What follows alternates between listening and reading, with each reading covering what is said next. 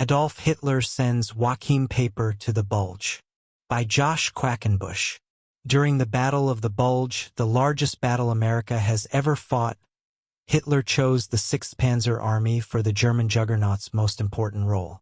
The decisive spearhead was given to a combat group commanded by a young lieutenant colonel named Joachim Peiper. The planning for the Ardennes offensive of 1944 was conducted with such secrecy that Peiper did not receive his formal mission briefing until 2 days before the assault. The offensive was Hitler's last desperate gamble in the West. His plan was to overrun lightly defended portions of the Allied line in the Ardennes forest and drive across the River Meuse all the way to the Belgian port of Antwerp. The capture of the major port would effectively split the Allied armies in the West in two while disrupting supply and troop movements. The Western Allies might be compelled to sue for peace. Although Peiper had over 100 tanks under his command, 2 pieces of disturbing news were brought to his attention. First, the route Hitler selected for him was, Peiper said, not for tanks but for bicycles. Second, he would have to rely on capturing American gasoline along the way to help meet the demands of his thirsty Panzer IV, Panther, and Tiger tanks. Peiper's Corps commander SS Lieutenant General Hermann Priest reassured him, if you get to the Meuse with 1 damn tank, Johann, you'll have done your job. When the offensive began on Saturday, December 16, 1944, Peiper's tanks were delayed by the onrush of traffic and a minefield the Germans had laid down in retreat months earlier. It was not until Sunday that Peiper's task force reached the town of Hansfeld, Belgium. There it surprised an array of American forces from the 394th Infantry Regiment and 32nd Cavalry Squadron to the 801st and 612th Tank Destroyer Battalions. 4 German tanks were knocked out, but Peiper captured 15 U.S. tank destroyers and 50 reconnaissance vehicles. The Americans who were not killed or captured were forced into a desperate retreat. Hearing about an American fuel dump in Boulingen, Peiper proceeded there. The town was quickly overrun, and several Americans from the 2nd Infantry Division's Quartermaster Company and a recon platoon of the 644th Tank Destroyer Battalion were captured. Peiper's task force also seized about 50,000 gallons of gasoline and forced the American prisoners to refuel the German tanks at gunpoint. When Peiper's task force arrived south of Malmedy at the crossroads hamlet of Bognes, it encountered American trucks from Battery B of the 285th Field Artillery Observation Battalion. When the German column opened fire, the Americans abandoned their vehicles in panic. As the men began to surrender, Peiper passed by in his command vehicle. Moving westward, he neared the town of Ligneville, where General Edward Timberlake and his staff were about ready to enjoy a hot lunch at the Hotel du Moulin. It was the headquarters for the U.S. 49th Anti-Aircraft Artillery Brigade, which protected Liege from V-1 Buzz bomb attacks. General Timberlake and his men were so surprised by the speed of Peiper's advance that they narrowly escaped capture. Meanwhile, at Bognes, American prisoners were being assembled in a field near the Café Baudarway. Lieutenant Raphael Schumacher remembered escaping from the Germans with 2 other Americans.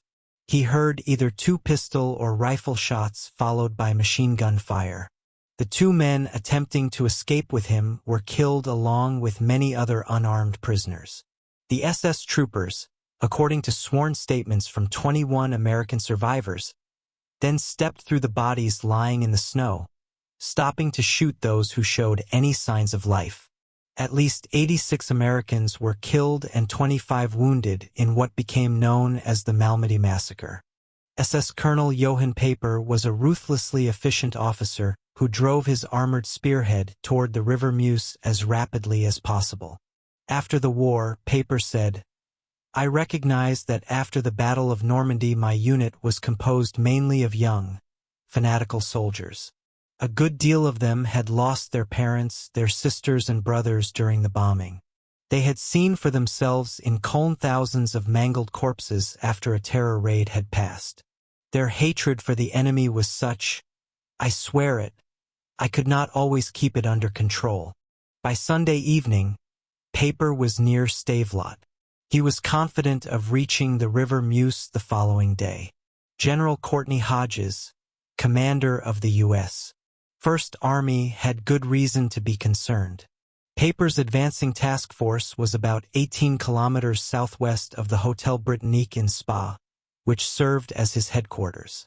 Between Spa and Stavelot lay two major Allied supply depots containing one of the greatest concentrations of gasoline on the continent. Depots number 2 and number 3 contained more than 3 million gallons of motor fuel, enough to power Peiper's panzers all the way to Antwerp. A task force led by Major Paul Solis was sent to Stavelot to assist Captain Lloyd Sheets of the 291st Combat Engineer Battalion in establishing roadblocks near the Amblev River. By 3:45 a.m. on Monday, December 18th, elements of the 526th Armored Infantry and 825th Tank Destroyer Battalions had passed near the fuel depots and arrived in Stavelot. Captain Charles Mitchell, commander of the 526th Armored Infantry Battalion, remembers, Major Solis, Captain Sheets, Lieutenant Doherty, and I proceeded by jeep to Captain Sheets's command post near the bridge crossing the Amblev River. We discussed the situation, and Major Solis ordered my company to defend the bridge. I was not informed, nor was I aware that the bridge was supposed to have been mined for detonation. Company C of the 202nd Engineers had quit guarding it before midnight. At 4:30 a.m. on Monday, Mitchell ordered his 2nd and 3rd platoons to proceed in their half-tracks across the Amblev River Bridge. The 2nd platoon, under Lieutenant Harry Williard, made its way up a hill on a road called the Vieux Chateau and established a roadblock and listening post. The men radioed Captain Mitchell with news of troop movement and the noise of armored vehicles. He then ordered them to return toward the bridge. On the way, the men encountered some of Peiper's Panzergrenadiers. Lieutenant Doherty, commanding the 1st platoon of a company's 825th Tank Destroyer Battalion, sent 2 gun squads commanded by Sergeants Jack Armstrong and Jonas Whaley with their half-tracks across the bridge. James Hammonds, who served under Whaley, wrote, Sergeant Armstrong's unit was first up the hill and we followed. In just a few minutes as we reached the top, a flare went up from a tripwire and the Germans opened up with firepower.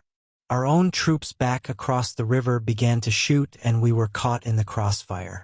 We tried to retreat, but the Germans had pulled a tank or an 88 in a curve and began to shoot, hitting Sergeant Armstrong's unit, setting it on fire. We were behind them and trapped, so we had to leave our unit for cover. I was handed a .30 caliber MG from the pedestal mount and 4 of us took shelter inside a tin shed.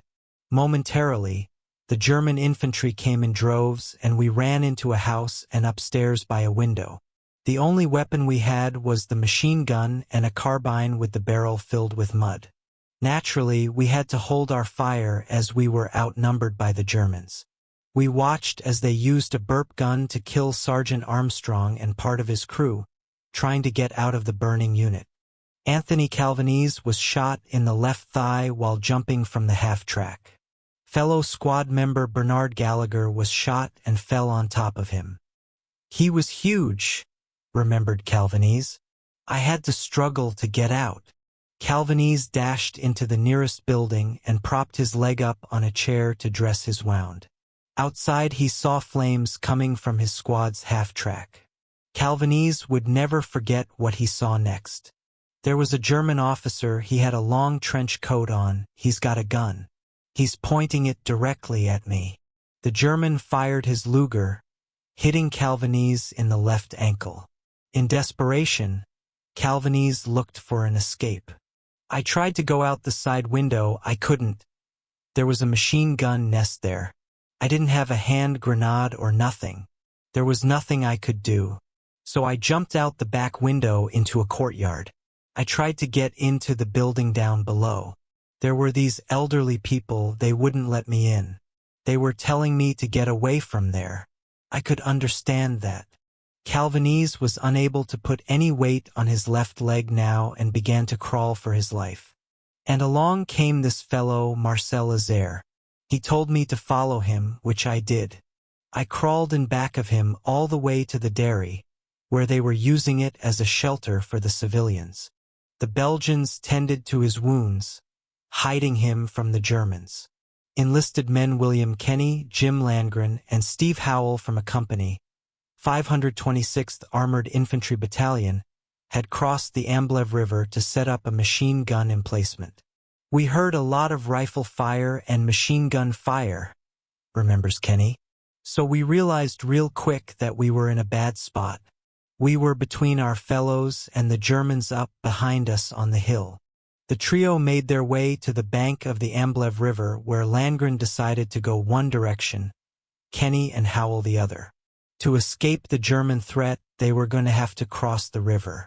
Howell did not take to this idea so well. Kenny remembered. I said, "What's the matter?" And he said, "I can't swim." Holy gee whiz. So can you imagine under fire like this giving instructions on how to swim? The river was frozen about a half-inch thick. We broke through into the water and swam as far as we could, holding our breath under the ice until our air exhausted. We had to come up and break the ice again to get up to the surface to get air again. Kenny and Howell reunited with their battalion. Jim Landgren, who had taken the alternate route, failed to return to friendly lines and was hidden by a Belgian family and later captured. In downtown Stavelot, things were heating up for the rest of its defenders. The Germans have a way of scaring you to death before they kill you, remembered Captain Mitchell. In the wake of a terrifying rocket and mortar assault, Peiper's infantry force began to charge toward the Amblev River Bridge. I told the machine gun squads to wait till they got close over on our side of the bridge and then open up on them. Then here comes the troops across the bridge. So we could handle that with the machine guns and my men. We stopped that right then, and they retreated back across the bridge. At about 8 a.m., Peiper's tanks began their assault. I listened and I heard a big rumble and I heard them tanks coming down. I knew we could not handle the tanks, said Mitchell. Two 76mm anti-tank guns under Lieutenant Doherty were moved into position to fire on the German tanks. Sergeant Martin Hauser, commanding one of the gun squads, remembered, "When them tanks started coming down off the hill, they scared the hell out of everybody. Seeing them great big monsters, we did the best we could to put them out of business." From across the river, Hauser's squad aimed its gun at the tracks of the enemy tanks, disabling 2 of them. And the guys got out of the tanks. We could see them. They jumped up on the roofs of the buildings over there. So we just started peppering the building, started cutting the building down, he recalled.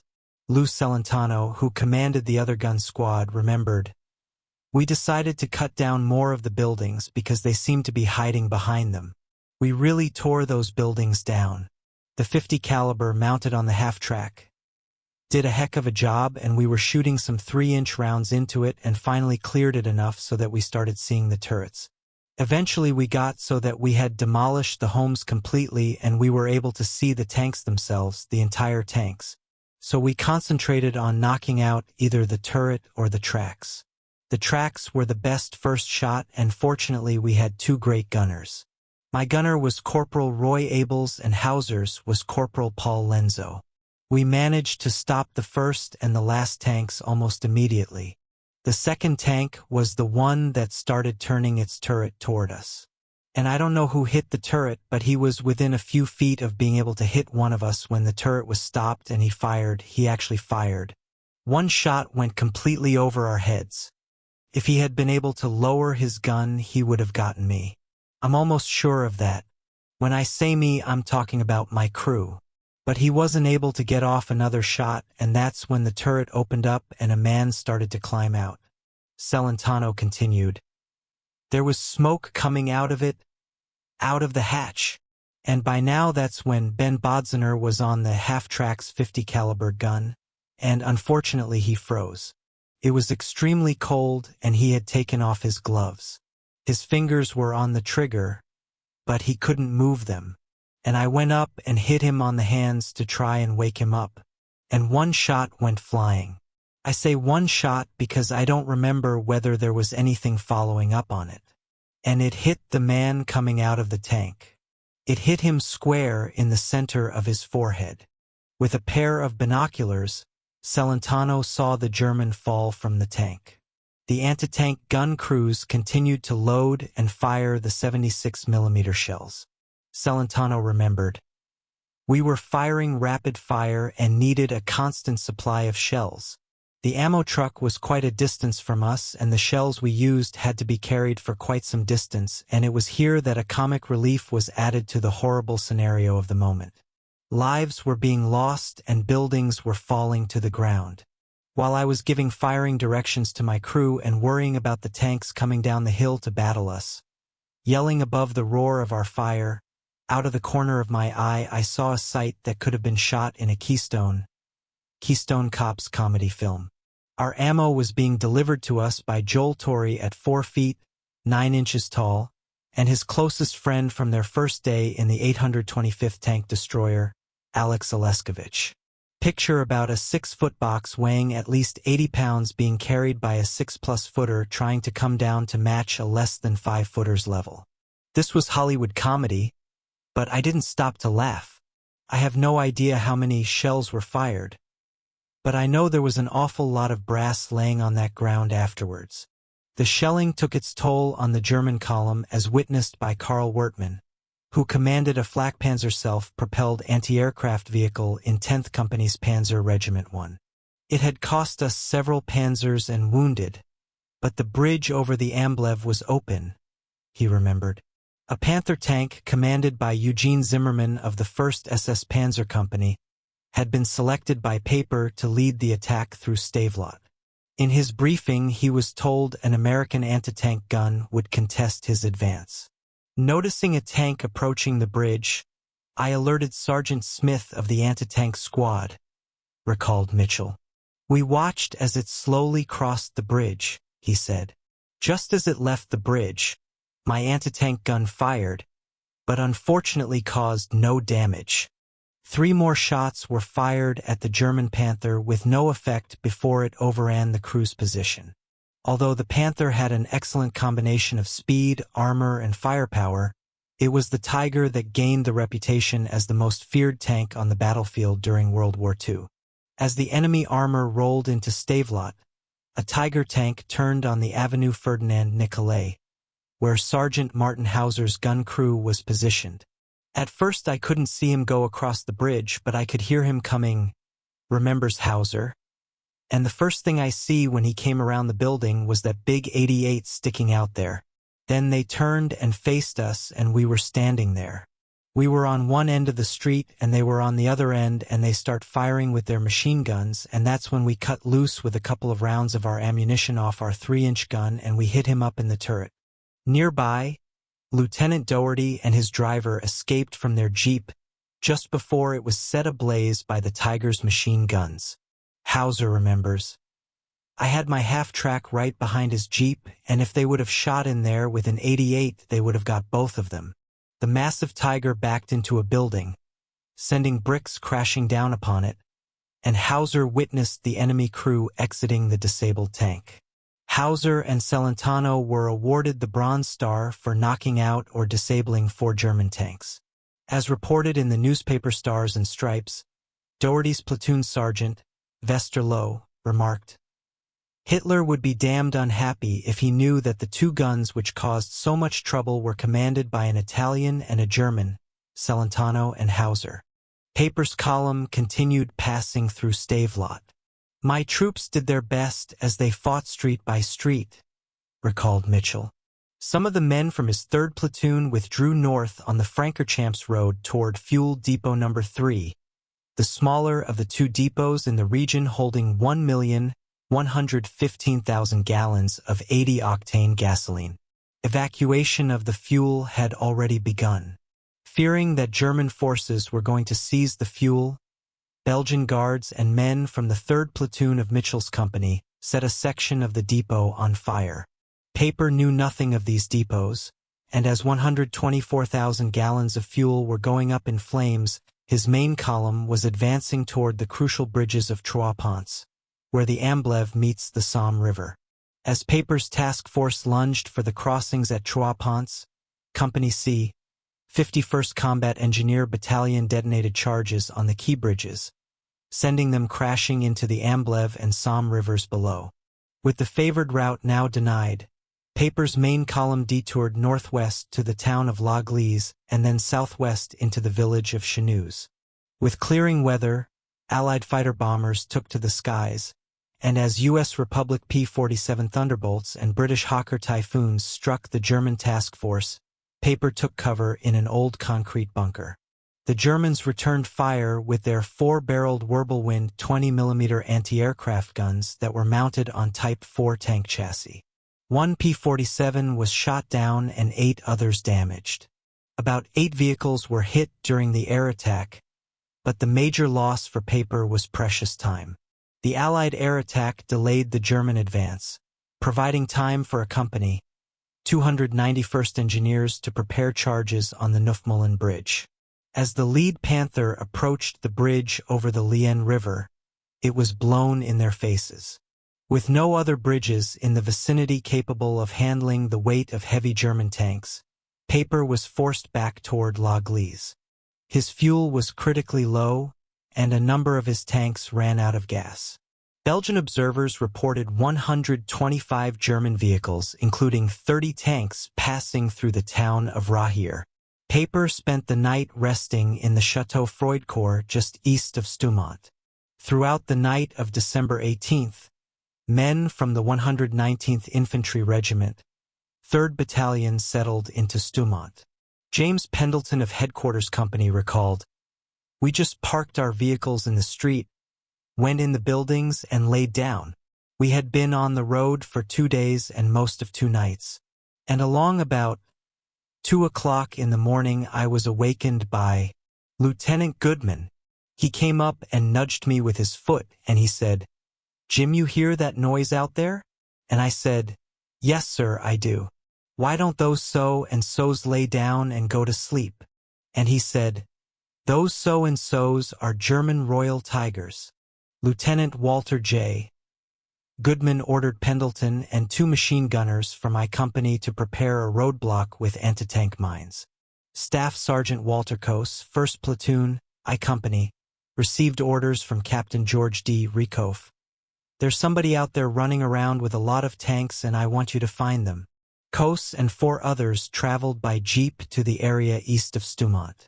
The driver stayed behind while the others proceeded through a wooded area on foot until they came upon the enemy from a concealed position. They were washing up, eating, making a fire, and changing their clothes, remembers Coase. There were 30 tanks there. Coase reported the findings to his company commander, who relayed them up the chain of command. The previous night, Robert Hall and 2 others with Headquarters Company had been ordered by Lieutenant Goodman to set up an observation post on a hilltop overlooking the east side of Stoumont. They found a small farmhouse, and Hall remembered, "We tried to get a little sleep, and then at the break of dawn we look out and here comes the whole German army, tanks and soldiers. I ran down into Stoumont and I couldn't go any further because they were coming right at us. So I went into this house and went down to the cellar. There was 20 to 25 of us soldiers there. I knew they were coming now, so I went to the cellar window and looked out, and I could see about 10 feet away an infantry soldier with his rifle." Hall, who had received a Silver Star while serving in Normandy, looked around for some place to take cover. Without no other option, Hall and the others surrendered. Meanwhile, Sergeant Coase and the men were ordered to stall the enemy's advance into Stoumont. The lieutenant in charge abandoned the platoon. "He had it planned, I think, to get the hell out," said Coase. "He knew that place was hot and I did too. We were in front for a delaying action." Over the radio, Coase remembered Captain Rieckhoff informing him, "Don't forget now, you're in charge. If you get out of this, I'll make sure you have your own platoon." For the actions that followed, Coase would be decorated with a Silver Star, undergo 5 back surgeries, and receive decades of psychiatric treatment. When German tanks approached the 3rd Platoon's position, Coase helped direct the fire of 2 Sherman tanks from C Company, 743rd Tank Battalion. He gave the signal as soon as the lead German tank was about to come around a corner. So the 2 Shermans fired at the lead tank, knocked the track off of it and damaged the turret, said Coase, gallantly moving through a murderous hail of machine gun, small arms, and tank fire. Coase continued directing fire that destroyed 2 enemy half-tracks. The heroic action delayed the enemy long enough for a new defensive line to be established. When an advancing enemy tank rammed its own disabled tank off the road, Coase's position was jeopardized. He recalled, "That's when they started coming after us. We were fighting them house to house, and then I got separated from the other guys." Coase ducked into one of the houses and went upstairs. "I could see the tank and 6 Germans, 6 SS guys coming down the road," he said. "I knew that if I shot a couple of them, which I could have, that they were going to get me anyway." When one of the SS troopers came to the front door of the house, Coase decided to escape out the back window of the 2nd floor. The SS trooper threw a grenade into the room, and as Coase opened the window, the blast sent him flying to the ground below. Coase landed on his back hard, but with adrenaline masking the pain, he ran into a nearby house. Inside, about a dozen men from 3rd Platoon were hiding from the enemy. As the German tank approached, the men decided to run for it. Coase remembers, "The guys started crossing the road. The Germans were picking them off left and right. They wanted to escape. They heard about the massacre at Malmedy, so they figured they didn't want to get shot. But they had that road zeroed in. I told them don't go. Don't cross that road. So they start crossing it. Geez, they were getting shot and we tried to pull them back in. They were wounded. We couldn't, because as soon as you went out there, hell, they were shooting and their Tiger was coming down." The German tank stopped outside the house and an SS trooper called out in German, "You're surrounded." Coase remembered, "We knew what the hell that meant. Put your hands on your head," so we came out. They lined us up and they start marching us to the rear and they were kicking us, gave us all a whack. As they were marching us up, the German troops start coming in. Everybody took a whack at us. Oh, with the guns and every damn thing, my neck, my back. As German tanks in Peiper's column forced their way through the streets of Stumont, James Pendleton of Headquarters Company placed his allotted anti-tank mines in the path of the oncoming enemy. He saw a German tank run over one of the mines and burst into flames. "I had 2 I Company machine gunners with me," Pendleton said. "I had a guy from Hagerstown, Maryland, by the name of Red Aldrich, and also a guy from Memphis, Tennessee. We called him Memphis. That's the only nickname I knew him by." When the Germans opened their hatches in an attempt to escape the burning tank, Aldrich and Memphis took care of them as they crawled out. With the onslaught of German tanks and infantry pouring into Stumont, the men were soon forced to take cover in a storeroom with a large front window. A German tank rolled up and stuck the barrel of the 88 through the glass front, recalled Pendleton. And a guy raised the turret and a German said, he had on a GI uniform, "You give up or you want me to blast you?" And I said, "Well, I'll give up." And the Jeep was parked at a side door. So we had to come out the side door anyway, and the Jeep was sitting there idling. And I told the guys, I said, "I'll drive it. You guys ride it." The 2 guys that were with me, Aldrich and Garrison, they filed in the back of the Jeep and I jumped in the driver's side. Pendleton sped off in a desperate attempt to put as much distance between the Jeep and the German tank as possible. He recalled, "Well, this tank, he backed out and he started shooting point blank, 88 shells at us. And I got down the road about 50 feet and there sat a German half-track with twin-mounted 20s on it. And as I passed him, he shot down on the side of me and I pulled the Jeep from 2nd gear down to high gear, and that time the shell hit my right arm. The anti-aircraft shell took off about 4 inches of the radius and ulna bones near the elbow of Pendleton's forearm. The Jeep lost control as it neared a curve in the road and flipped over, throwing its occupants through the air. Aldrich and Memphis scrambled to their feet and managed to take cover behind some bushes. "It was humanly impossible to get out of the situation I was in after I was shot," said Pendleton. "I said, 'Lord, if you won't save my body, save my soul.' And that gave me courage. Well, I get on my feet and there was a building next door and I ran in that door. The room was full of Germans. And a big red-headed German stuck a burp gun in my face and I grabbed it with my left hand and shoved it away and he either fired it empty or it jammed. I don't know which, and when it quit I sailed out the door again. But the street was moving with tracers. You could see it just like sheet metal moving down the street. Anyhow, there was a wireman nearby by the name of Joe Duval. He was from Indiana and he stopped just a second and cut my sleeve off and tied a tourniquet on me and on he went. I stood there and I was getting weak. There was no place to go. German vehicles and infantry continued through Stumont. Pendleton leaned against a building to rest and gazed at the street corner where his jeep had overturned. Aldrich and Memphis were nowhere to be seen. Then from around the corner a Sherman tank appeared and fired its gun. The Sherman withdrew and then reappeared to fire again. It continued this strategy for some time, and finally Pendleton was able to attract the tank crew's attention by leaping out in the middle of the street. Pendleton yelled, "Come and get me. I'm an American." The tank fired and then withdrew again. When it returned, one of the tankers yelled from an open hatch, "We can't get you in, but we can get you on the left side of the road if you could ride the barrel out. When I rev it 3 times, you'll know I'm coming all the way." The tank continued to maneuver from around the corner. Upon hearing the Sherman's engine rev 3 times, Pendleton moved to the location as instructed, and when the tank reappeared the barrel was positioned for him to grab. I hooked my left arm and grabbed a hold of my belt and he rode me back around the curve, says Pendleton. I was suspended in the air on the opposite side of the road from where the Germans were. They sandblasted the tank. They shot all the paint off of it. With exhaustion setting in, Pendleton's grip around the barrel loosened, and he fell to the ground, nearly being crushed by the tank that had just saved his life.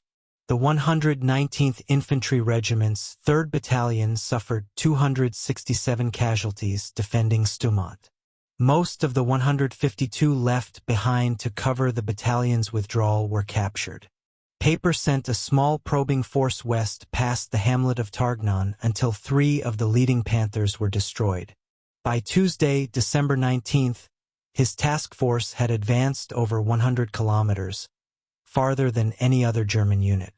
However, supply shortages, particularly fuel, were becoming critical. "We began to realize," he said, "that we had insufficient gasoline to cross the bridge west of Stumont." In an ironic twist of fate, that very afternoon one of Peiper's reconnaissance groups, probing a secondary road from La Gleize to Spa, had narrowly missed 2,226,000 gallons of gasoline. To prevent Fuel Depot No. 2 from falling into German hands, a minefield had hastily been laid and Headquarters Company of the U.S. 9th Armored Group had been ordered to provide a radio security net for the 1st Army. When Radio Net Officer 1st Lieutenant Walter R. Butts heard enemy activity in the area, he requested additional support. The 110th Anti-Aircraft Artillery Battalion sent in 290mm anti-aircraft guns and 4 M51 quadruple 50 caliber machine guns. Peiper's reconnaissance group of 2 armored cars, 2 trucks, and 2 self-propelled 88mm guns reached a point about a mile north of Cour, near the southern edge of the minefield. 2 Germans got out of the leading armored car and walked to the minefield. An American opened up with a 50 caliber machine gun, and the Germans immediately returned fire, killing the gunner. Then all the machine guns opened up while other Americans let loose with small arms fire. "Jerry must have thought he hit a regiment," Butts said. "I don't know how much damage we did. We made a hell of a lot of noise." After 10 minutes, the German column pulled out. By Wednesday, December 20th, Peiper faced his enemy on 3 fronts. Throughout the day and into the night, the main concentration of his forces, spread through Stoumont, Chenouse, and La Gleize, fought off elements of the U.S. 30th Infantry, 82nd Airborne, and 3rd Armored Divisions. 3 separate task forces from the 3rd Armored Division's Combat Command B were involved. Task Force Lovelady was given the important job of cutting off the Stavelot-Stoumont road to prevent supplies from getting to Peiper. Task Force Jordan made a thrust toward Stoumont and was beaten back when 2 American tanks leading the column were knocked out. Task Force McGeorge attempted to advance into the northeastern outskirts of La Gleize. Charles Lay, a loader in a Sherman tank with I Company of the 33rd Armor Regiment, recalled, "We were at the crest of the hill, waiting for our armored infantry to come up. It was so foggy down below, you couldn't see anything. All of a sudden the lieutenant gets on the horn and says, 'Okay fellows, button up. Prepare to fight.' We got up to the corner and the road turned to the right leading into the town. Our lead tank got hit and knocked out, and that was the end of our push up that hill. When the fog lifted for a short time, a German knocked out another Sherman commanded by Lieutenant Wanamaker. When the Sherman advance toward La Gleize stalled, the infantry continued. We got the daylights kicked out of us. Boy, we ran into an ambush," remembers Robert Kaufman, who served in D Company, 36th Armored Infantry Battalion. Under the cover of darkness, the men crossed a small narrow bridge and then made their way up a hill. American artillery played a key role in blunting the initial drive by the Germans during the Battle of the Bulge. This photo was taken on December 21, 1944, during desperate fighting to support infantry positions contesting the German offensive. Kaufman recalled, "We had just crossed over a brook, and when we heard the bolt of a machine gun being put into the firing position, everybody hit the ground. All of a sudden there was firing all over the place, and they were dropping grenades in on us. Fortunately, the machine gun had been preset to fire on the bridge, and that's where the fire was going, the bridge that we had crossed. We were all, of course, flattened out, and then they were yelling at us to surrender. That becomes very disconcerting when the enemy starts yelling at you, and word was passed up the line that we should pull back. One of our guys crawled in the wrong direction and he was captured. I don't know why he did that, but anyway we had to cross this little stream and there was a barbed wire fence that went parallel with the stream. It was too low to go under it, too high to go over it. So the guy that was behind me became impatient, and he literally pushed me over the barbed wire across to the other side of the brook. With intense fire still coming from the Germans, Kaufman began to crawl down the hill. I was passing guys lying there, and I was sure they were dead," said Kaufman. When he was out of the trajectory of fire, he got up. "Finally there was another guy and we made it down the hill, but we couldn't use the bridge to get out of there. We had to ford the stream that the bridge ran over, and this is December, you know, so it was pretty chilly water. I seen a lot of the guys come through the stream, but I don't know how many got off the hill." Fighting on 3 sides, Peiper's task force was considerably weakened. By Thursday, December 21st, Peiper consolidated his forces to the more easily defendable hilltop village of La Gleize. Task Force McGeorge continued to press and attack on the village, making little headway. To avoid the tragedy of forcing Sherman tanks into La Gleize, where the heavy German tanks waited, the Americans relied on artillery. An intense artillery barrage blanketed the town as Peiper established his command center in the cellar of a large house. Major Hal McCown, the commander of the 2nd Battalion, 119th Infantry Regiment, had been taken prisoner. He met with Peiper in his command and later wrote, "I have met few men who impressed me in as short a span of time as did this German officer. He was completely confident of Germany's ability to whip the Allies."